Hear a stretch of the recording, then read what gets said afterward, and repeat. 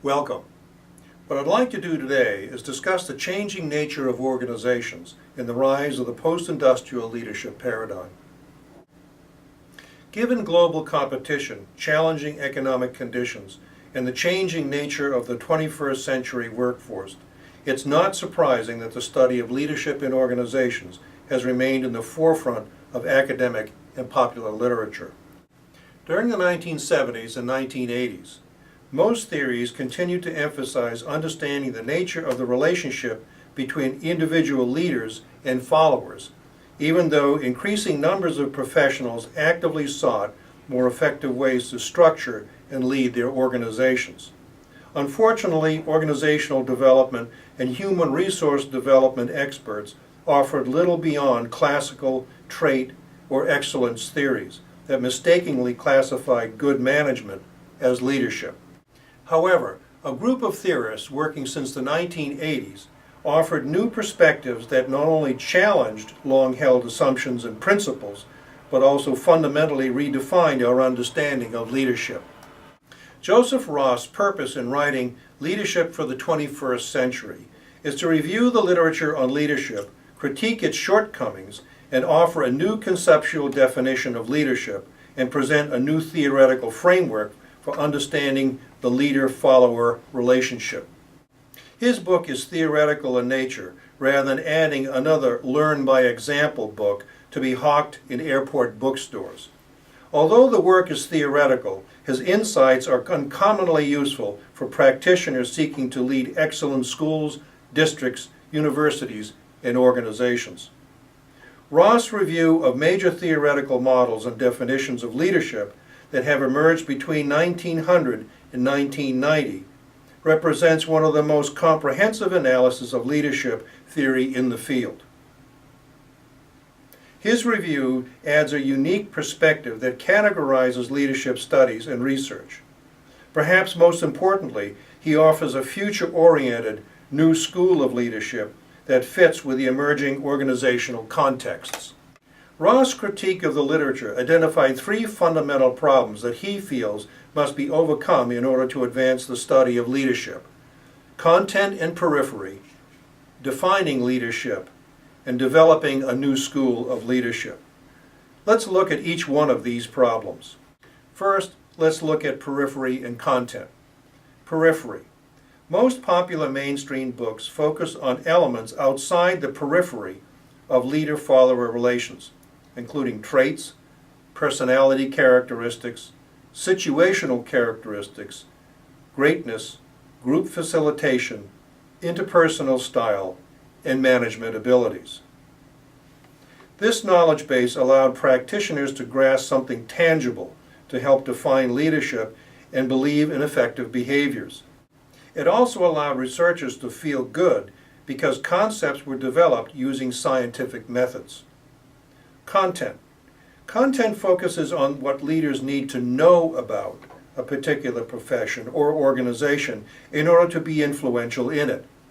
Thus, leaders became experts on theories, practices, human behavior, environmental stress, technical information, and stages of change. Content knowledge has always been more important to leaders than understanding how they and their followers relate to each other to achieve a common purpose. Consequently, leadership practice has been turned into a spectator sport by media, and what is trivial has become significant. Ross argues for de-emphasizing peripheral and content elements and concentrate on developing what is essential. He believes that we need a new relational paradigm. Second, defining leadership. The absence of a consistent definition of leadership has obvious implications for meaningful research in the field and practice. Ross criticizes the field because most authors don't define leadership or criteria for evaluating it. Consequently, when leadership means widely different things to different people, we really don't know or have a grasp on what we're talking about or even studying. To complicate this situation, words like leadership, leaders, and lead are often exploited as marketing tools and have also taken on mythical significance as savior of relationships, groups, organizations, and societies. For example, When things go wrong, people often say, what you need is a good leader. Third, the new school of leadership. The most interesting and unique element of Rost's criticism of the field of leadership is its lack of a single paradigm to frame the work of scholars and practitioners. He argues that the entrenched industrial paradigm of good management is leadership has permeated the field to the degree that rational management-oriented concepts have inhibited attempts to better understand leadership practice and theory. In his opinion, good management as leadership is revered because our capitalistic industrial society is viewed as integral to the achievement of our nation's success. Hence, it's a factor that we have to contend with. Rost, however, offers an antidote, the new school of leadership. It fits a post-industrial society and is defined as leadership is an influence relationship among leaders and followers who intend real changes that reflect their mutual purposes. As noted previously, the absence of an operational definition of leadership not only suggests that anything goes, but also begs the question, what do we really know about leadership? To answer this question, we have to take a look at commonly held assumptions about leadership theory. The field generally agrees with the categorization of leadership movements or the evolution of theories over time, including the 1900s, the great man theory, 1930s to the 1940s, group theory, 1940s to 1950s, trait theory, 1950s to 1960s, behavior theory, 1960s to the 1970s, contingency and situational theory, and finally the 1980s, excellence theories. These movements or theories have become part of the folklore of leadership studies, and we have learned to dutifully chant the names of our ancestors, as if they have great meaning. Rost's critical analysis of these theory movements suggests that the assumptions that progress is being made is not only inaccurate, but also may be an unfortunate aspect of our field's mythology. Rost lays out three inaccuracies associated with the idea of the evolution of leadership theory. First, progress. Commonly accepted descriptions of the theory movements in the field of leadership not only serve as an evolutionary narrative, but also communicate that great progress has been made. A critical analysis of this concept suggests that this may be more of a myth than a reality. Although we know more about leadership than we have previously, we need to develop a consistent definition of what leadership is and move it beyond dominant industrial paradigm.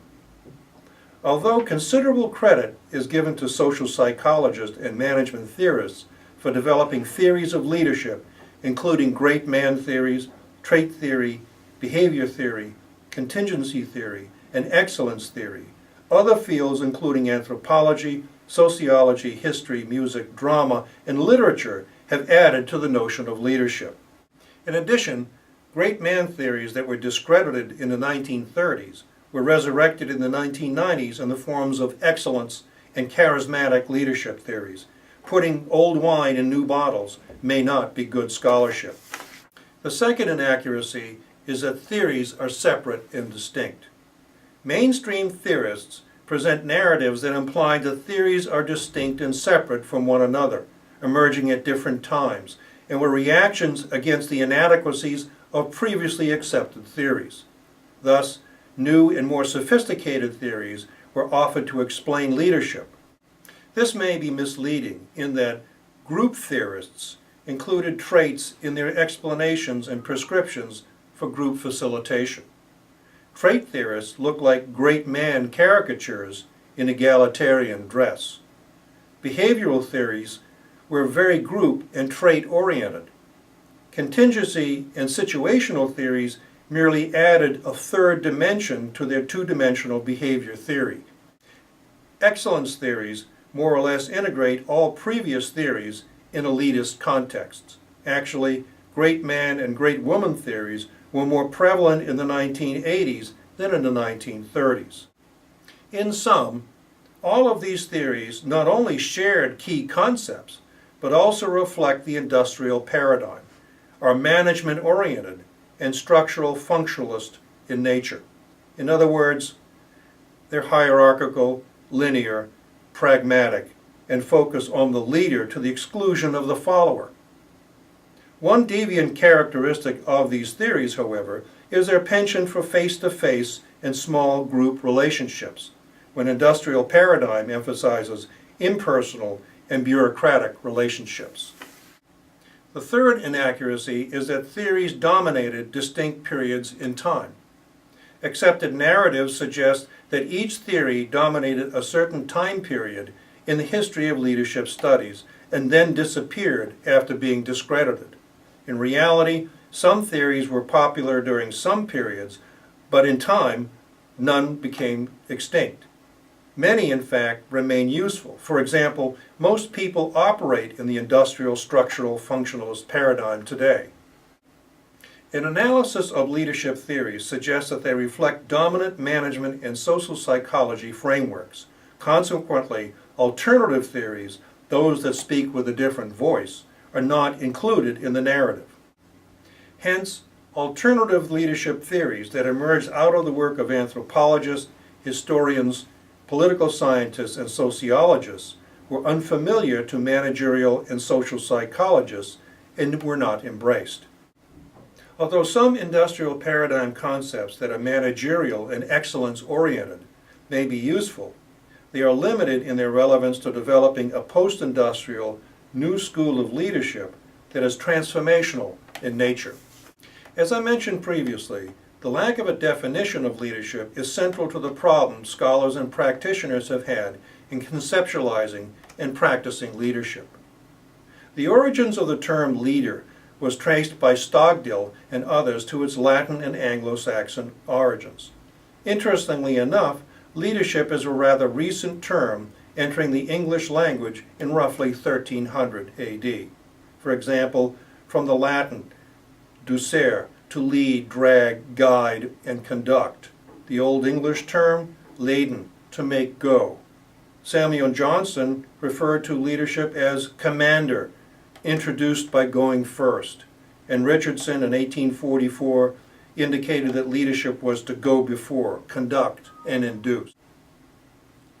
And Webster simply defined it as the capacity to lead. Rost examined the scholarly definitions of leadership. In fact, he identified 221 definitions in 587 books. It is evident that mainstream leadership or management concepts that prevailed through the 1970s reflected the industrial paradigm. During the 1980s, interest in leadership exploded. Analysis was conducted that produced 7 major frameworks. These frameworks suggest that during the 1980s, leadership focused on getting people to do more than was normally expected to transform the organization according to some criteria of excellence and effectiveness. Burns' idea of transformational leadership was co-opted by the industrial paradigm to mean deliver the goods. Great man, trait, group theories looked new because they assumed the language of excellence, charisma, culture, quality, vision, values, and even empowerment. But it was just old wine in new bottles. Good management is the 20th century's leadership paradigm. Although good management is an essential part of leadership, Ross notes that it is best suited to an industrial economy. Industrial notions of leadership help to make sense of an industrial era, but are no longer useful to scholars and practitioners who are involved in a paradigm shift that helps make sense of a post-industrial world. It is abundantly clear that Western society is in transition from an industrial to a post-industrial era, and that notions of leadership will change to fit these emerging circumstances. Rost offers a definition of leadership that captures all 4 critical elements. Element 1, the influence relationship. The influence process involves normative persuasion that includes reputation, prestige, personality, purpose, status, content of the message, interpersonal and group skills, give and take behaviors, and power resources. Influence relationships are multidirectional. and roles are interchangeable among leaders and followers. Importantly, influence patterns are non-coercive. In other words, they're not based on authority, power, or dictatorial actions. People in relationships are free to agree and disagree. Element 2. Leaders and followers are people in this relationship. It's not manager and subordinate oriented. This element includes concepts such as active followers. They're not passive. Active people are involved in the leadership process.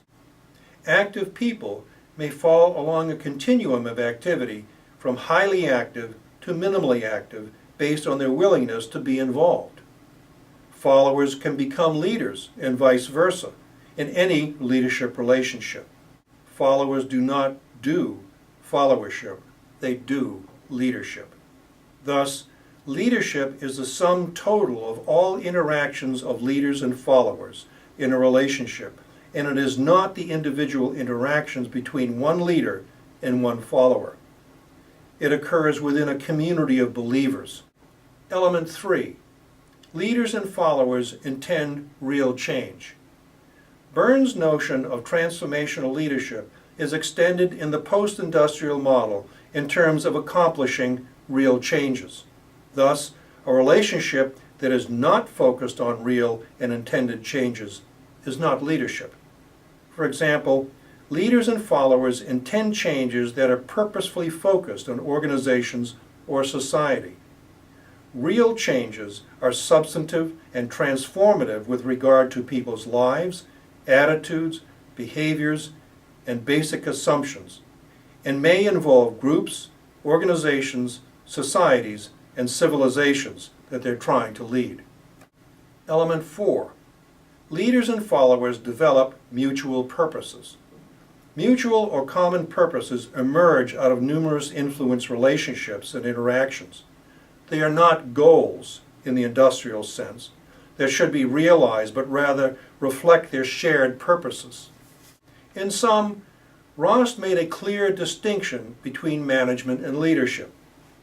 He also notes that confusing or equating management and leadership has been pervasive in the mainstream literature since the 1930s and illustrates the dominance of industrial-era thinking. Some attempts to distinguish between the two were made by Burns and others in the late 1970s that distinguish between power and leadership, influence versus mechanical compliance, management as focusing on routine matters, whereas leadership involves influence that guides the future state of affairs of the organization. Benison Nanas said, "Managers are people who do things right, and leaders do the right things." It's important to note that most human beings crave stability, predictability, and want to achieve goals. These qualities have defined successful organizations and effective management. Devaluing management in favor of leadership will have disastrous effects in our everyday world. In other words, good management and leadership are not mutually exclusive, but are complementary in the real world. Good management may create the conditions for transformational leadership if the manager is aware of the effect of management decisions on the organization and the people who inhabit it. People in positions of authority are compelled to act in an ethical manner. Ethics can be applied to both process and content, or means and ends, in human relationships. The term process focuses on means. It raises the question, does one ethically act in relations with others while attempting to influence them?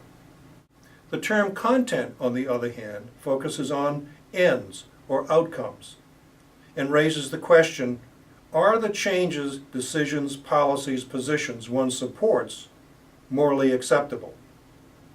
Basically, we have to answer the question, do ends justify the means? Leaders may use ethical means to achieve unethical ends, and vice versa. Consequently, they must pay attention to how they lead and for what purposes when they are engaged in relations with others. Manipulating subordinates using coercive and authoritarian means contradicts the notion of mutuality of purpose and consensus in the influence process. So, effective leaders have to avoid inherent contradictions in how they enact their roles. Poston notes that an ideal organization adds the autonomy and value of individuals who are the organization. It does not require individuals to sacrifice some of their integrity to belong to the organization. Thus, transformational leadership comes with an uplifting moral imperative. Rost has successfully posed an alternative post-industrial paradigm that fits emerging circumstances. If we look back, Chester Barnard observed that leadership has been the subject of an extraordinary amount of dogmatically stated nonsense. 60 years later, little has changed. Perhaps the most egregious indictment of scholars and popular writers is their inability or unwillingness to define leadership and make a clear distinction between it and management. It is evident that the field of leadership is faced with a world that is being dramatically transformed in ways that will eclipse industrial-era norms and values, and emphasizes collaboration, common good, global concerns, diversity, client orientation, civic virtues, qualitative language and methodologies, substantive justice, and consensus-based decision-making. Taken as a whole, they will require a different post-industrial leadership paradigm that empowers people to transform how they view themselves, work, and society. Rost's work is grounded in an excellent review of the literature, and his post-industrial leadership paradigm has important ramifications on how we do leadership in the future. At this juncture, I'd like you to discuss the differences between management and leadership. Now, I'd like you to apply what you know to your own organization. Examine the forces that are changing the nature of the economy, society, and your organization to frame a discussion of leadership practices in your own organization and how they may need to change. Discuss leadership as a transformative process and examine how you may contribute to changing how people in your organization may contribute their leadership in engaging in real, change-oriented processes that reflect mutual purposes. I hope this brief review of Rost's work will stimulate your interest in the post-industrial leadership paradigm.